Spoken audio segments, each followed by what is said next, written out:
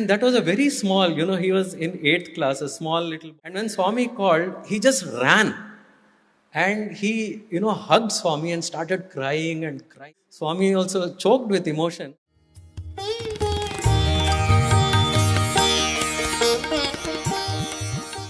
The time which I had come to Prashanti was a very interesting time. This was July 1996. And it was my great fortune that exactly during that period, Bhagwan, every day he would give a discourse. This was a series of 70 days when Bhagwan used to give a discourse every single day. So the format was that there will be bhajans for 15 minutes, and then a student would speak, and then Bhagwan would give his divine discourse. And I was completely mesmerized.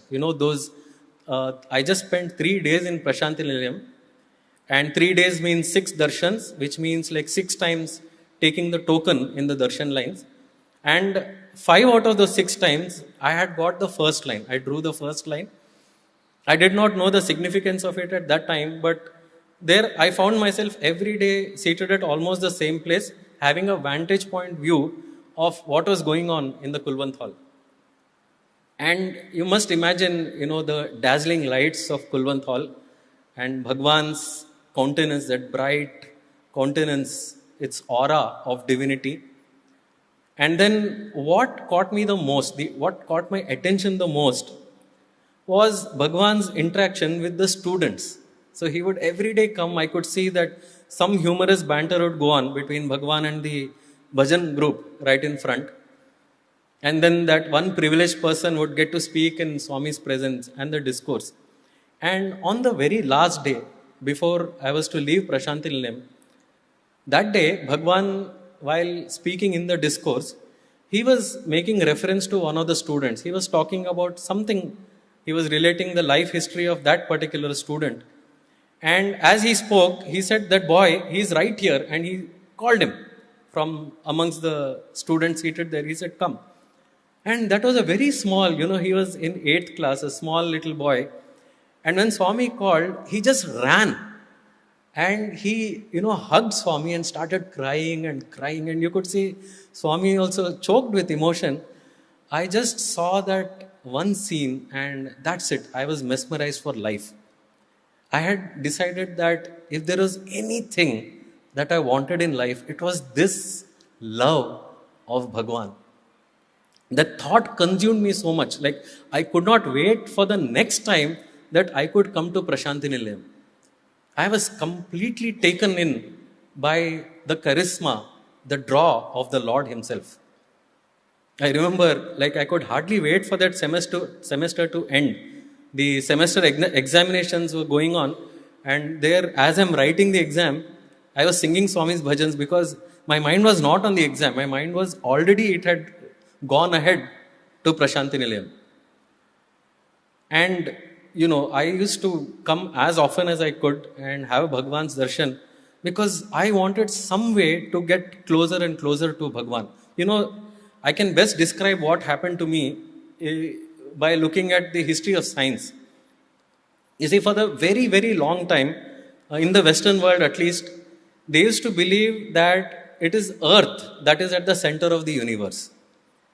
They used to look at, it's very natural, you look at the moon, it is rotating around you. Every day you see the sun making rounds around the earth. So it's natural to believe that actually it is Earth that is at the center of the universe. And that was challenged hardly a few centuries ago when scientists of that time, they made observations and they found no, it is not Earth that is at the center of the universe. Indeed, the Earth itself is revolving around the sun. And with many of us, before we come to Bhagwan, our life is also like this. See, we think that we are at the center of our lives, in fact, of the entire universe. We think that what matters most is our feelings, our desires, what we want. That is what matters most to us, what emotions we are going through, what desires we have. That's what consumes us our entire lives. And then Bhagwan comes, and then you realize that who is at the center of your life? who is at the center of the universe itself is Bhagwan. And then no other thought consumes you other than how do you reach that center of the universe? And that is a very, very arduous journey to make. And I was looking at all possible ways, how could I get close to Bhagwan? I could see that definitely one has to become a student, but who would wait? I still had 4 years of engineering to go. And I saw one very interesting thing, that you could come to Prashanti Nilayam having chanted lots of prayers, you could have done all the sadhana you wanted, but ultimately I noticed that the people who was getting Swami's attention were the Sevadal. See, they would come and serve for 10 days in Prashanti Nilayam, and then on the 10th day, Swami would call them to the Kulwant hall and walk amidst them, granting Pad Namaskar. I noticed this and I realized that that is the secret formula, that you have to become eligible to do seva at Prashanti Nilayam. 2 years later, I did get that opportunity, my very first opportunity to do Sevadal duty in Prashanti Nilayam. I landed there as a young lad, 19 years old. And as I said, it was my very first opportunity to become a Sevadal.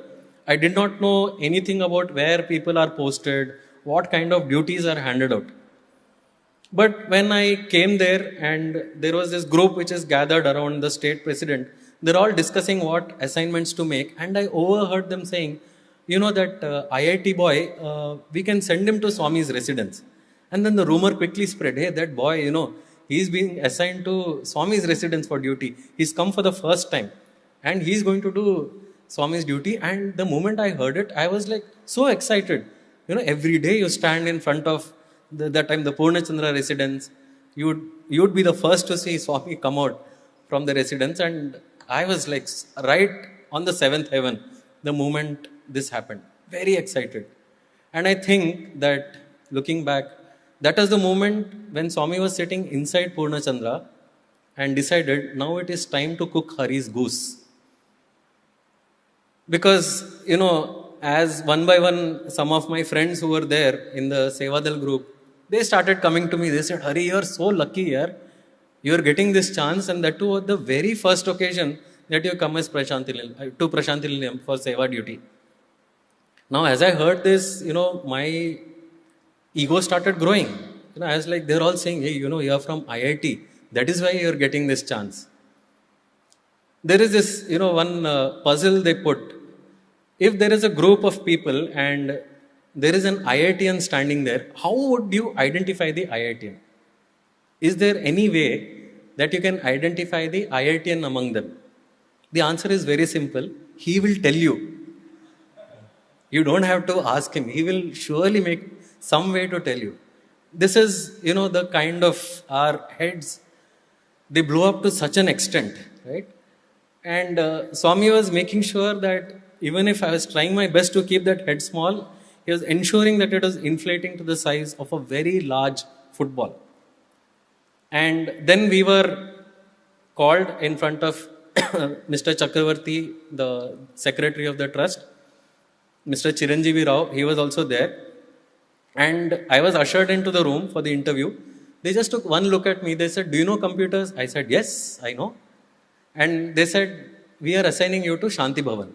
And that's it. My entire, that balloon, you could hear the fizz come out. And I had, what do I do? This was what I was looking forward to. And suddenly I am assigned to Shanti Bhavan. At least if I had been assigned to the Kulwant hall, there is some pride to salvage. Shanti Bhavan, what do you do there? I come out, I tell my friends, I got Shanti Bhavan. They said, you're so lucky. Every day you'll get to eat VIP food. Yes, that's exactly what I've come to Prashanti Nilayam for, to eat VIP food. I was devastated. I was close to tears for nearly 2 hours.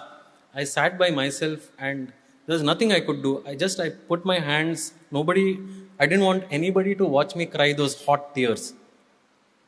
But one person was watching me, and that was my own Samiti convener. He let the tears flow for 2 hours. and then slowly walked up to me. He said, Hari, I've been watching you since the moment you came. I think I know what was going on. Let me just tell you that Bhagwan was teaching you a lesson which was very important to you, and that's all I need to say, and then walked away.